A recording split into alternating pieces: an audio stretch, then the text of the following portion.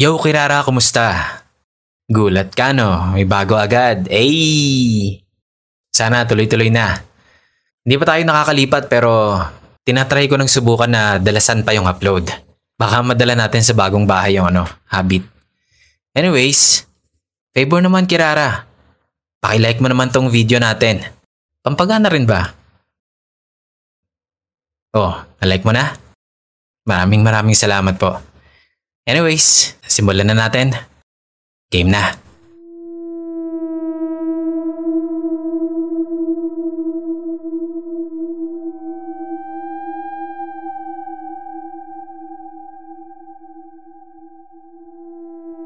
Magandang araw sa iyo, Boss Kira.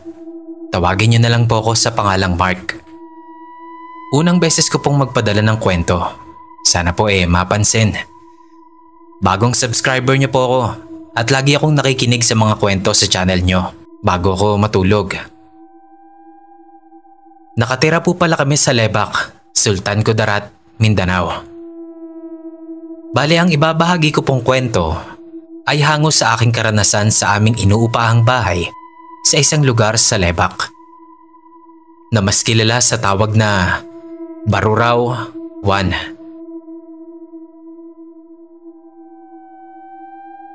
Nag-abroad po si mama nung time na yon dahil sa hirap na rin ng buhay.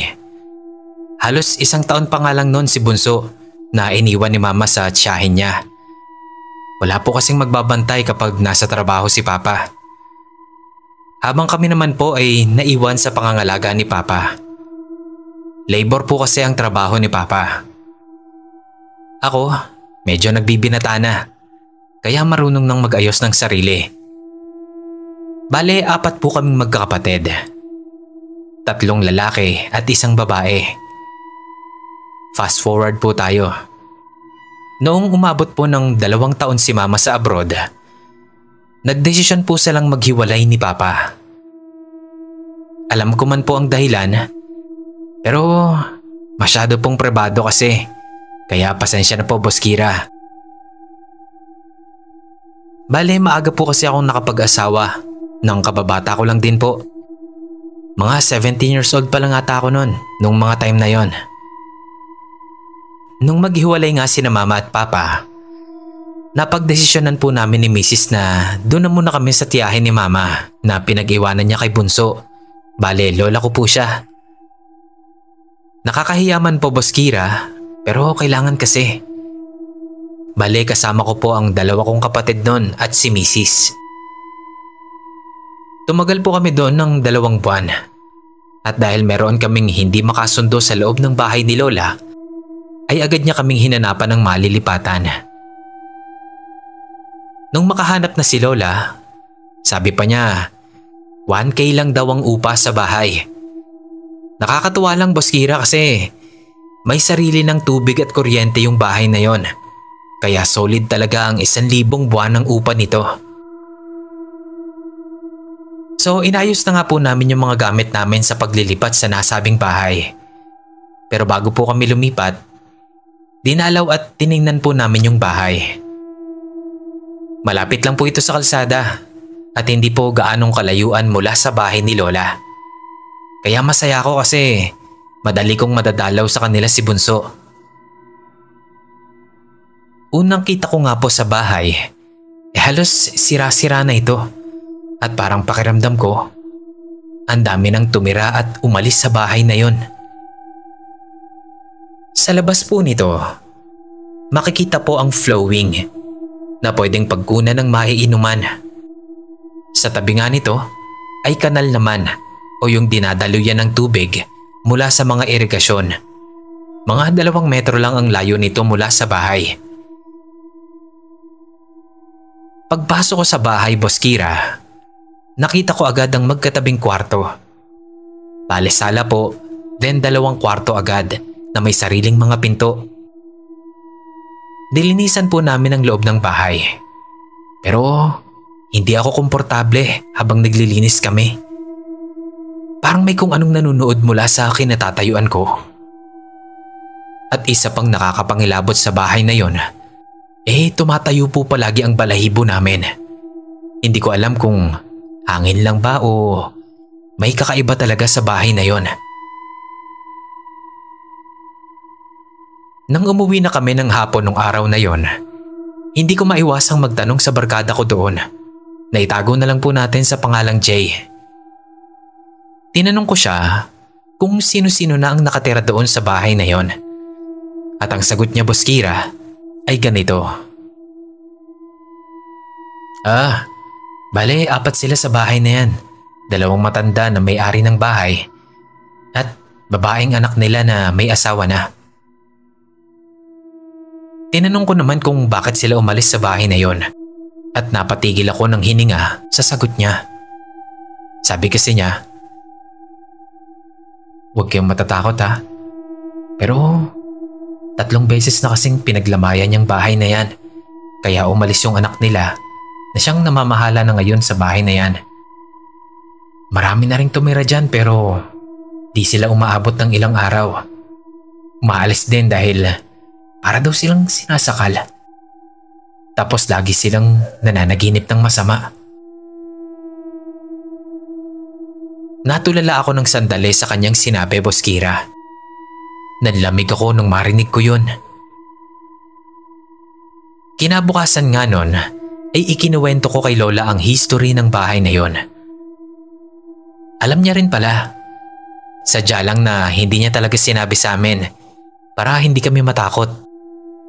Pero sinabi niya sa amin na mababait naman daw yung may-ari ng bahay na yon. Pero hindi ko pa rin maialis sa isip ko. Yung alam niyo yun, yung pakiramdam na ano kayang kahihinatnan namin sa bahay na yon. Kinagabihan nga noong araw na yon, doon na kami sa bahay na yon. Nakalipat na kami. Pero lagi ko pa rin iniisip yung mga sinabi ni Jay. Maaga nga kaming naghapunan noon at pumunta sa kwarto para magpahinga na. Bali medyo malawak naman po yung kwarto, kaya pinagtabi na lang namin yung 2 kama. Yung higaan namin ng misis ko at yung higaan ng 2 kong kapatid. Mga bandang 5 PM, Boss Kira. Nanlalamig ako. Hindi ko malaman kung bakit nananayo yung mga balahibo ko. Bali po kasi, doon po sa bandang kaliwang kwarto, doon kami matutulog. Kasi yun sa kabilang kwarto, may mga naiwan pang gamit ng mga orihinal na tumira. At nire-respeto naman po namin yun. Sinabi ko po ng pabulong sa kapatid ko, "Hindi tayo matutulog dito. Kasi parang may kung ano talaga sa bahay na to eh." So yun nga, Boss Kira. Mabilis kaming umalis ng bahay. Pumunta kami doon kay Lola at doon kami nagpalipas ng gabi. Kinabukasan nga noon, agad nang pinabendisyonan yung bahay na uupahan namin. Dumating yung mga bagong kakilala namin sa bahay na yon. At habang isinasagawa ng pare ang pagbebendisyon, may kung anong dumaan sa harapan namin at lumakas yung ihip ng hangin na talagang napakalamig. Tumayo ang mga balahibo ng mga kasama namin ng mga oras na yon. At sabi pa nila, napakabigat daw ng pakiramdam nila. Hindi ko nga po pala nasabi, Boss Kira. Nasa salas po kaming lahat nun kasama ng pari. Pagkatapos ng pagbebendisyon na yon, kampante na ako sa bahay. Parang nabawasan na po ang takot na nararamdaman namin.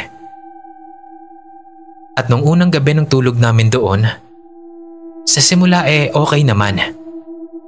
Nung hating gabi, meron akong narinig na parang may naglalakad sa ibabaw ng bahay namin, sa bubong. Hindi ko alam kung anong nilalang ba yun. Pero nanatili akong kalmado.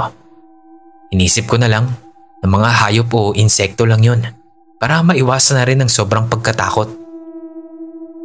Pero ang sabi nga ng mga kakilala namin, baka daw kasi mga dagalang sa atip ng bahay na dumadaan.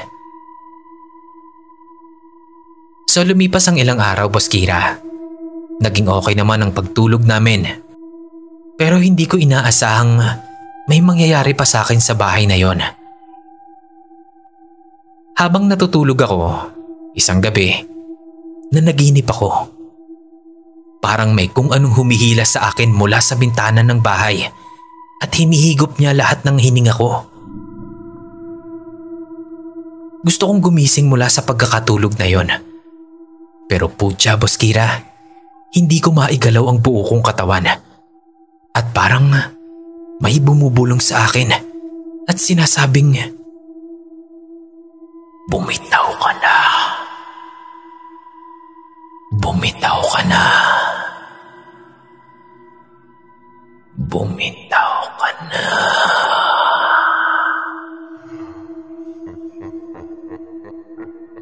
Napakalamig ng boses na yon, Boss Kira.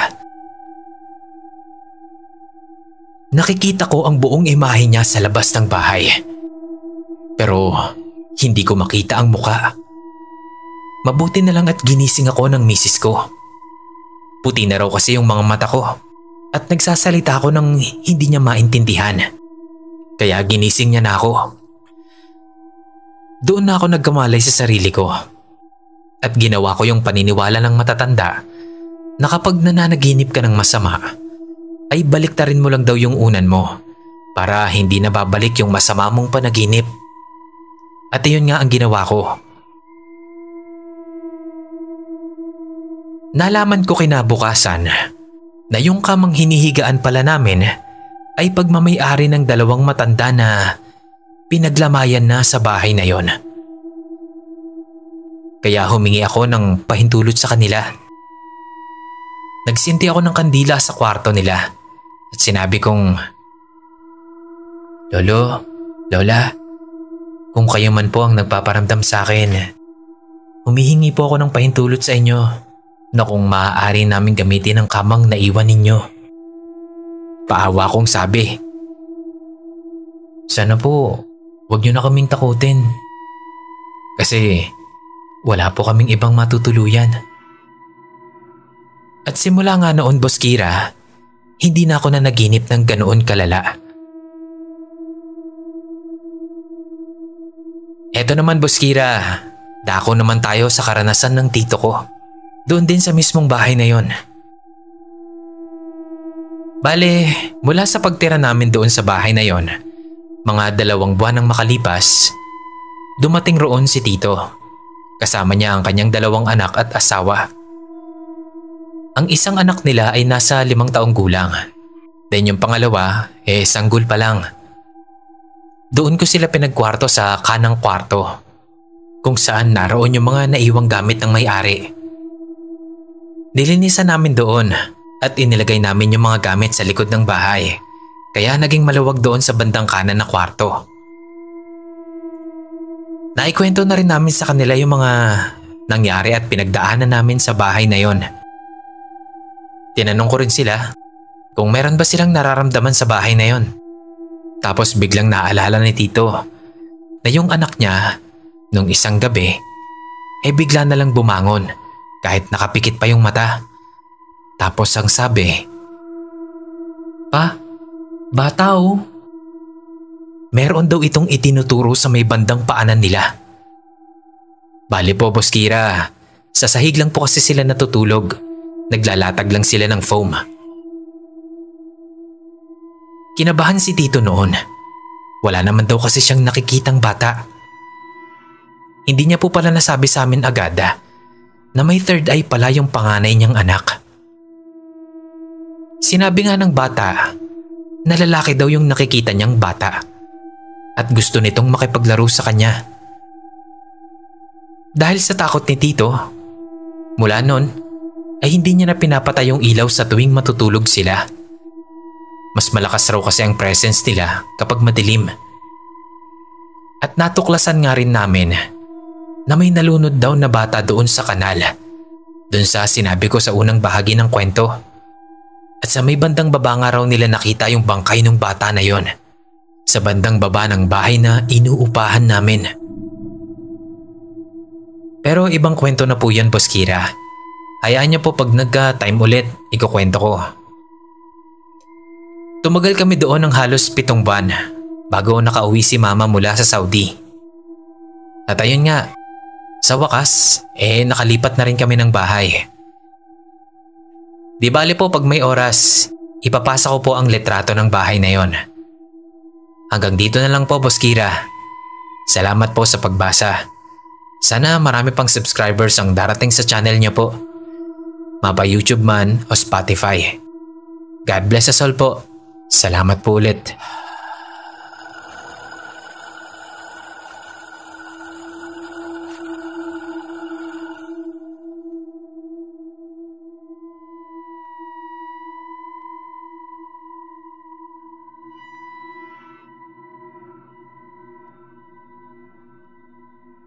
Good evening po. Just call me Cholo.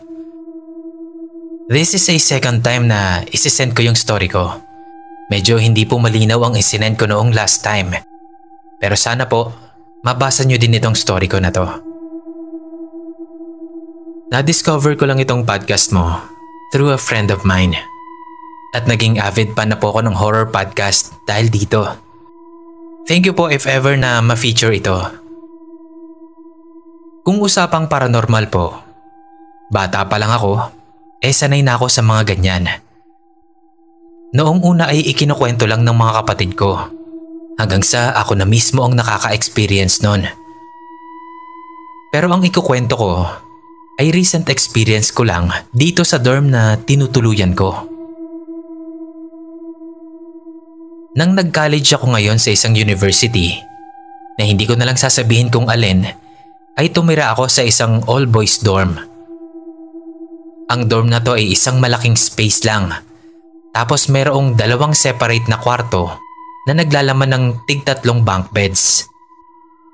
Sa labas naman, nakadikit sa mga pader ang kama. Kaya malaki din ang space sa gitna for activities. Pero madami din kami dito. Nasa 20 rin kami. Ang pwesto ko, Boss Kira, ay nakahiwalay sa lahat dahil nakadikit sila sa left and right side. Samantalang ako ay nasa pagitan ng pinto palabas na nasa kaliwa. Tapos yung pinto ng CR at lababo pati na yung countertop ay nasa may kanang pader. Tapos literal na mag-isa din ako dahil walang nakahiga sa taas ko, kaya ginawa na lang naming tambakan ng mga gamit namin. Pasensya kung kailangan ko pang i-explain para sana mas maintindihan nyo yung mangyayari later. Bale, gabi na noon, Boss Kira. Maaga ang klase ko noon kinabukasan, kaya pagkatapos kong mag-aral, nag-toothbrush na ako at naghilamos para mag-ready na sa pagtulog. Nahiga na ako noon, pero bago ako pumikit at matulog, nag-alarm muna ako sa cellphone ko ng 4 AM. Nung madaling araw, nagising ako sa tunog ng alarm ng cellphone ko. Nung tignan ko yung oras, 2:40 AM pa lang. So inakala ko na baka nagkamali lang ako ng pindot nung nag-set ako ng alarm. Kaya pinatay ko na lang ito at itinuloy ko ang pagtulog. Pero nagising ulit ako nung muling tumunog yung alarm ko. Kaya kahit isang mata ko lang ang nakabukas, pinatay ko ulit ito. Dahil wala pa naman talaga ako sa wisyo para mag-isip ng kung anong bagay. Tapos ipinikit ko ulit yung mga mata ko. Pero sa ikatlong pagkakataon, tumunog ulit yung cellphone ko. Sinilip ko ito. 3:15 AM na pala. Dahil nagising na rin naman ang diwa ko, bumangon na rin ako. Naisip ko din na mas magandang maligo ng maaga para hindi ako nakapila kapag nagising na yung iba kong kasama. So pumunta na ako ng lababo at naghilamos. Nagsalang ako ng tubig sa electric kettle para makapagtimpla ng kape. Bumalik ako sa pwesto ko upang kumuha ng 3-in-1 na kape mula sa storage box ko ng mga groceries. Nang makatayo ako, ay agad akong napalingon papuntang lababo. At nang papunta na ako sa counter kung nasaan ang heater, ay may naaninag akong anino sa bintana na parang ulo ng tao. Palibos, Kira, maliwanag kasi yung streetlight sa kalsada namin. Kaya kahit papaano ay umaabot ito sa bintana at nagbibigay ng liwanag. Ikinataka at ikinagulat ko ito, Boss Kira. Ang dorm kasi na tinitirhan ko ay nasa second floor at sa baba nito ay bahay ng landlord namin o yung may-ari. Kaya para ka makapunta doon o di kaya makasilip, kailangan mong maghagdan muna. At kung may tao man doon, paniguradong malalaman mo agad dahil bubungan ang nasa tapat ng bintana kaya magiging maingay kung sakali. Nang akmang lalapit na ako, ay bigla itong umalis sa bintana. Kaya agad akong bumaba sa hagdan para silipin ito. Baka nga may tao o magnanakaw na nagbabalak. Mahirap na. Pero nung lumabas ako, wala namang tao doon sa tapat ng bintana. Inisip ko na guni-guni ko lang yon. Kaya ang ginawa ko, dahil gising na ako at nasa baba na rin naman ako noon, binala ko na ding buksan yung kusina namin. Nasa baba kasi ito ng hagdan kung saan nandito din yung dalawa pang CR. Para siyang malaking dirty kitchen na may CR. Nang binuksan ko na yung pinto, kakaiba ang napakiramdaman ko. Matapos nun, biglang may gumalaw sa dilim na parang anino. Tapos, tumakbo yun papunta sa CR. Ang pinto ng mga CR na yon ay parang screen door na walang screen. Kaya kapag binuksan napakaingay. Bigla ko ring narinig yung malakas na tunog ng pinto na parang ang tunog patulak at marahas na binuksan na para bang nagdadabog. Agad kong binuksan yung ilaw para makita kung sino yun. Pero nakita kong nakasaradong mabuti yung mga pinto at ni walang isang senyales na bumukas yun. Umakyat na ang takot sa akin nun kaya patakbo na rin akong umakyat sa taas at ginising ko ang isa kong kasama para hindi naman ako nag-iisa sa baba. Dito ko pa lang ito makakwento, Boss Kira. Ayokong ikwento sa mga kasamahan ko sa dorm. Baka kasi matakot lang sila. O di kaya hindi din naman nila ako paniwalaan. Ayun lang, Boss Kira. Medyo hindi ito nakakatakot pero sana mabasa mo pa rin. Marami pa akong experience sa buong buhay ko. Lalo na nung mga panahon na malapit nang mamatay yung nanay ko at naghihingalo na. Sana ma-share din dito ang mga yon in the future. More power sa podcast mo at sa channel. Thank you po.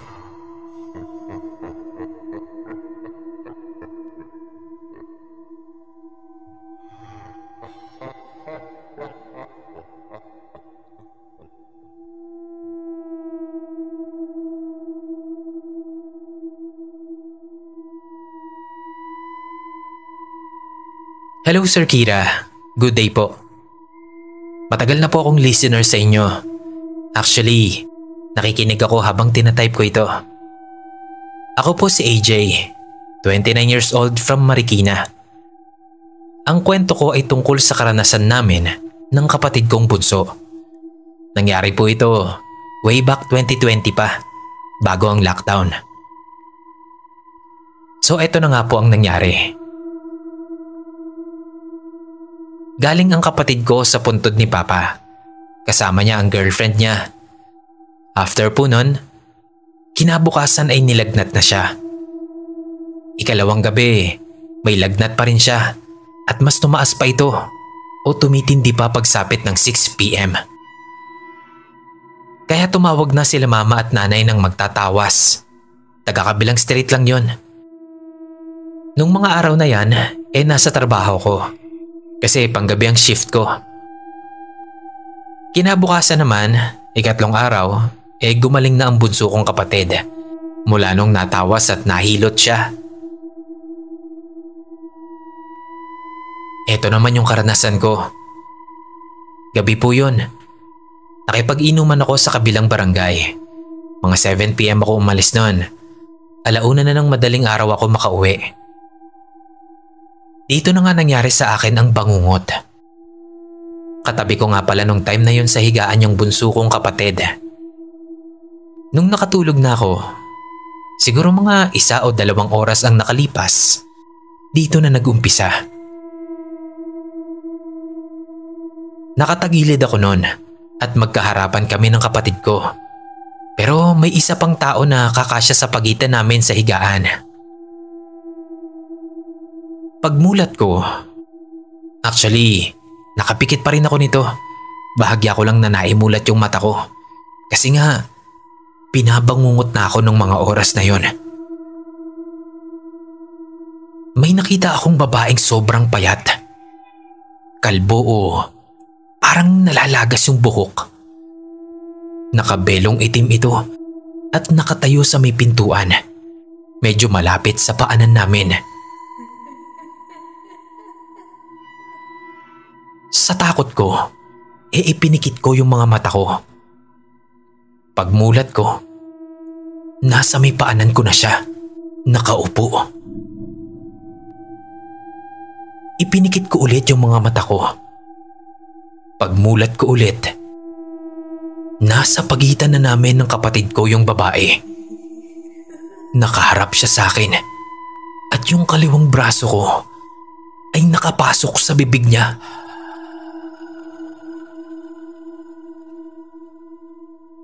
Napadasal ako sa panaginip ko at pagtapos nun, nawala din yung babae.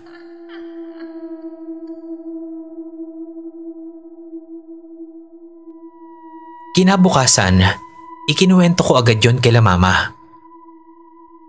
Habang nakikinig sila, sumingit yung kapatid kong bunso.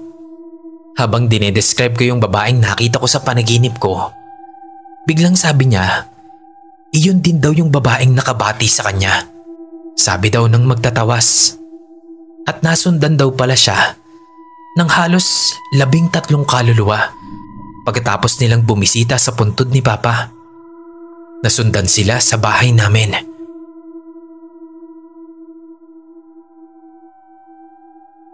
Ito lang po muna, Boss Kira. Haba na po yata eh. Looking forward po na maisama sa mga kwento mo sa Spotify. Salamat and more power po sa inyo at Nginig Stories.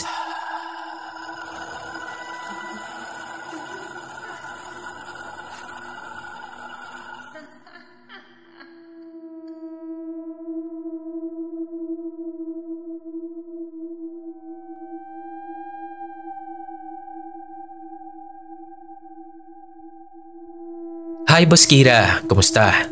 Sky again. Maraming salamat po at nabasa niyo yung kwento ko.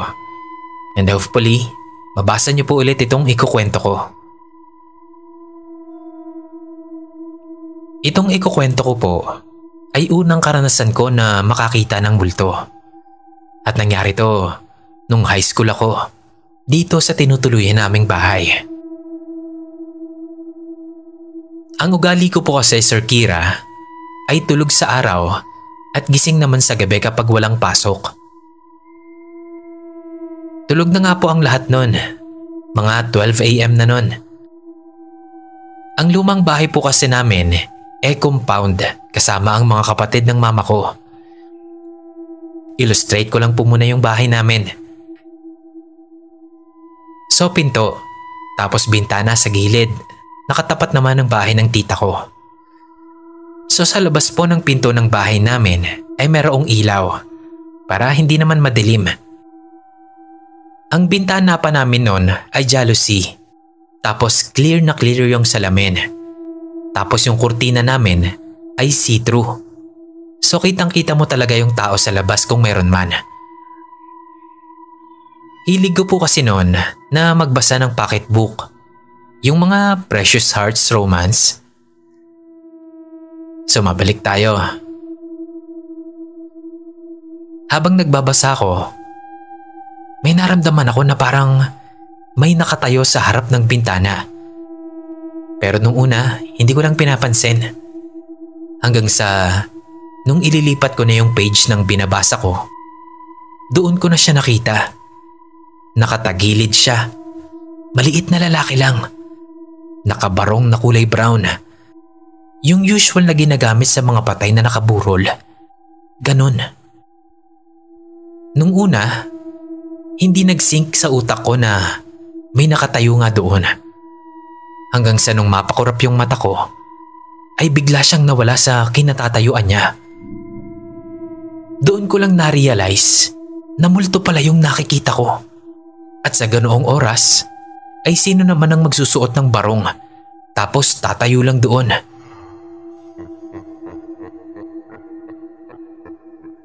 Hindi ako nakagalaw ng ilang segundo hanggang sa nawala na nga siya.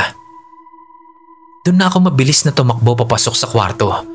Nagtalukbong ako ng kumot. Kinabukasan, ikinuwento ko sa mama ko yun. Turns out, yun palang nakita ko ay yung malayong kamag-anak namin na namatay noong binata pa siya dahil daw sa sakit. Hindi siya matahimik. Sabi pa ng mama ko, grabe pa raw itong magmulto at magparamdam noon. Kasi yung CR nung araw, alam niyo po yung pinto ay gawa lang sa yero, tapos bubuhatin mo para isara sa pinto. Ayun po. Nadidinig na lang daw nila sa gabi na kinakalampag yun palagi. Nadidinig din nila na may palakad-lakad sa labas ng bahay.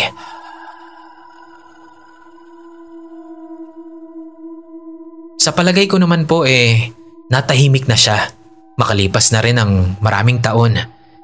Kasi pagkatapos nung pagpapakita niya sa akin, wala na siyang paramdam. Parang ako yung huling pinagpakitaan niya. So ayun po, pakiayos na lang po kung medyo magulo. Sana po ma-post ulit ito. Maraming salamat po and God bless.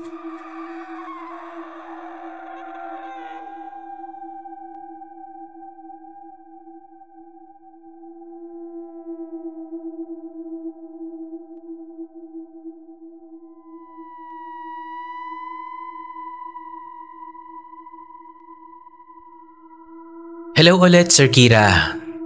Ako po ito si Lablab, si Leo, yung nag-send ng kwento ng Dakong Balay. So ito pong isi-share ko ngayon, ngayong araw lang po nangyari. Pero sa kapatid ko po ito, na itago na lang natin sa pangalang Nami. So nangyari daw po ito, mga bandang 8 PM. Nasa biyahe pa ako niyan galing sa trabaho ko. Naglilinis daw po yung kapatid ko sa Dakong Balay. At habang naglilinis daw siya ron sa second floor, ay nakita niya raw po yung papa namin. Nakita niya raw si papa sa may terrace sa taas. So sinabihan niya si papa na umanatog limpyo dito, na ang ibig sabihin, tapos na linisan dyan. So pumunta siya sa first floor dahil maglilinis na daw siya doon. Nung naglilinis na siya sa baba, bigla raw may pumasok. Akala niya pangaraw yung isa naming kapatid na si Allen. Pero paglingon niya, nagulat siya kasi si Papa pala yung pumasok. Nagtaka siya nun kasi sa pagkakaalam nga niya ay nasa taas si Papa. So tinanong niya ito kung nanggaling na ba ito sa taas. Pero sabi ni Papa, hindi raw. Galing lang daw siya doon sa maliit na bahay namin. Meaning, hindi talaga si Papa yung nakita niya kanina. So yun lang, Sir Kira. Natatawa na lang yung kapatid ko habang ikinakwento to sa amin. Ang pagkakaiba raw kasi ni Papa doon sa nakita niya sa third floor, yung nakadamit si Papa. Habang yung nasa bahay, wala naman daw damit. So medyo nagtaka talaga siya nun. Mabilis lang daw po yung nangyari, kaya sobrang maigli lang itong kwento. Pero sana po ma-upload ulit sa podcast o sa YT channel mo. Pakiayos na rin po for the second time. Maraming salamat po and God bless.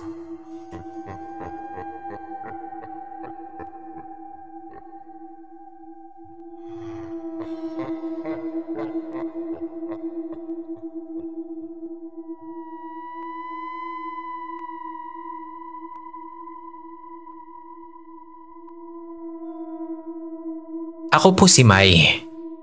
First time ko pong magsisend ng story sa page nyo. And hoping po na maisamang story ko na to sa mapapakinggan ng mga ibang listeners mo.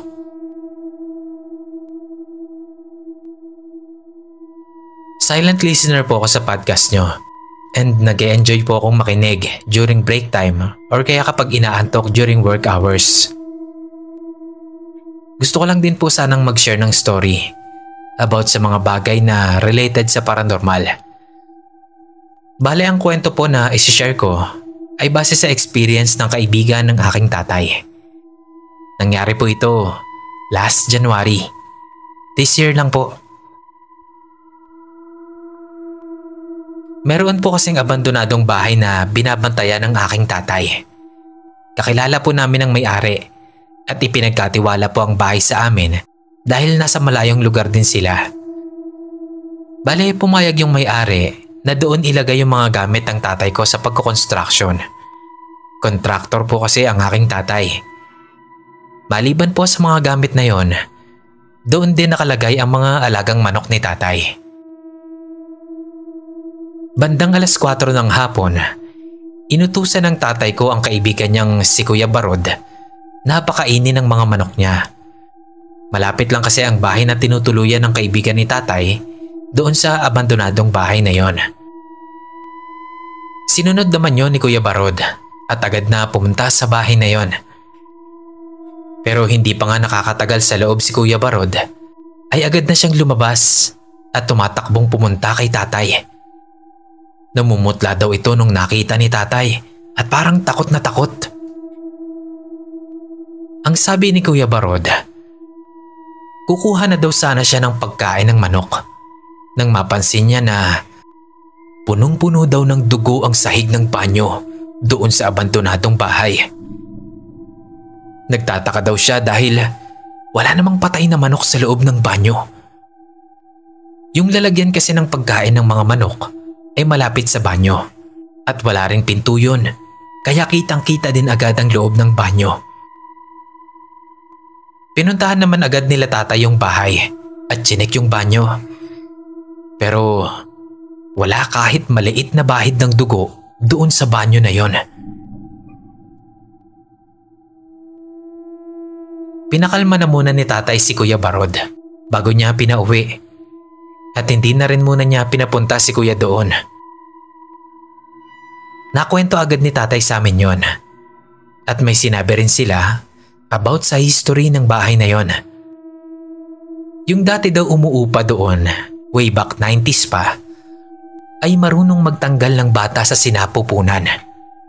Sa madaling sabi, aborsyonista. At madalas nga daw na sa bahay na yon ginagawa yung bagay na yon. Bumalik na daw sa probinsya yung dating nakatira doon. Yung huling nangupahan sa bahay na yon bago tuluyang naabandona, hindi rin nakabuo ng anak dahil 2 beses din daw na nakunan habang nakatira sila sa bahay na yon.